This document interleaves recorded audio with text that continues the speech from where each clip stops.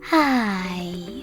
In front of me is Motorola Edge X40 and today I would like to show you how you can manage adaptive brightness. First of all, go into Settings and tap on Display section.